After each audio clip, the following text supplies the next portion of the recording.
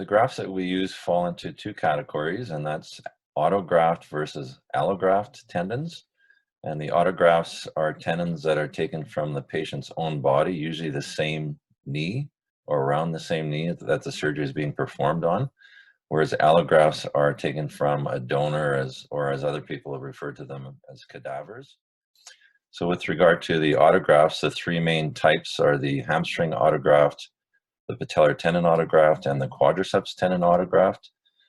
The hamstring autograft is probably the most frequently used graft for ACL reconstruction at most centers in the world. And we can take one or two tendons. We'll take the semitendinosus tendon, which is one of the hamstring tendons most of the time. And if it is long enough and of large enough diameter, that's all we need to take. If not, then we also take the gracilis tendon, and those are both taken from the same area. So it's quite easy to harvest both from the same incision at the same time. With regard to the patellar tendon, we take the central 1/3, a strip that's about 9 to 10 millimeters wide from the patellar tendon, along with a bone block or piece of bone from the patella, and a bone block or a piece of bone from the tibia or shin bone.